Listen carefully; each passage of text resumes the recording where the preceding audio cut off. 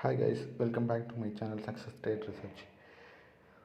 நாம் இந்த வீடியோவில் 10 ஆகஸ்ட் 2021 மார்க்கெட் எப்படி இருக்கும் அப்படிங்கிறத பற்றி பார்க்கலாம். 10 ஆகஸ்ட் 2021 நிஃப்டி கிட்டத்தட்ட 36 பாயிண்ட் டார்கெட் பாயிண்ட் அதுக்கான லெவல் ஸ்க்ரீனில் கொடுக்கப்பட்டிருக்கு. அது ஓப்பன் ப்ரைஸ் ஃபார் எக்ஸாம்பிள் 16,280 அப்படி இருந்துச்சுன்னா 16,299க்கு மேலே பை பண்ணணும், 16,227 கீழே செல் பண்ணணும்.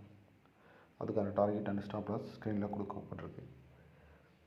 அடுத்து பேங்க் நிஃப்டியை பற்றி பார்த்தீங்கன்னா 118 பாயிண்ட் டார்கெட் பாயிண்ட் அதுக்கான லெவல் ஸ்க்ரீனில் கொடுக்கப்பட்டிருக்கு. ஓப்பன் ப்ரைஸ் 36,200 அப்படின்னு இருந்துச்சுன்னா அது 36,246க்கு மேலே பை பண்ணணும், 36,010 கீழே செல் பண்ணணும். அதுக்கான டார்கெட் அண்ட் ஸ்டாப் லாஸ் ஸ்க்ரீனில் கொடுக்கப்பட்டிருக்கு.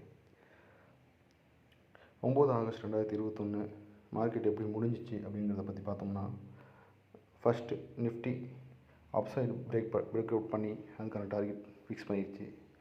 அந்த டைம் ஃப்ராக்ஷன் ஆஃப் செகண்ட்ஸில் bank Nifty down side break பண்ணிவிட்டு மறுபடியும் அப்சைடு பிரேக் பண்ணனால நம்ம அப்சைடை கால்குலேட் பண்ணி எடுத்தோம்னா, ஆஃப்டர் 15 மினிட்ஸ்க்கு அப்புறம் எடுத்தோம்னா நமக்கு பேங்க் நிஃப்டியும் டார்கெட் கொடுத்துருச்சு. ஸோ நிஃப்டி ஒன் சைடாக போனதுனால பேங்க் நிஃப்டியும் அதே சைடு அப்சைடு நமக்கு கிளியராக ட்ரெண்டு ஃபாலோ பண்ணியிருக்கு. அதுக்கப்புறம் ஆஃப்டர் தட் மார்க்கெட் ஆஃப்டர்நூனுக்கு அப்புறம் டவுன் சைடு பிரேக் பண்ணி டவுன் சைடும் செல்லிங்கான டார்கெட்டும் வந்திருக்கு.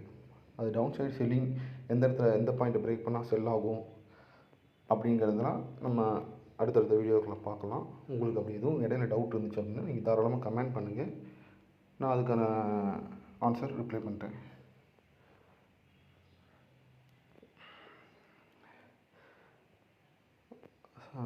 சப்ஸ்கிரைப் பண்ணிடுங்க, ஷேர் பண்ணிடுங்க, முடிஞ்சால் கமெண்ட் பண்ணுங்கள். ஏதாவது டவுட்னா நம்ம அடுத்த வீடியோ பார்க்கலாம். தேங்க்ஸ் ஃபார் வாட்சிங்.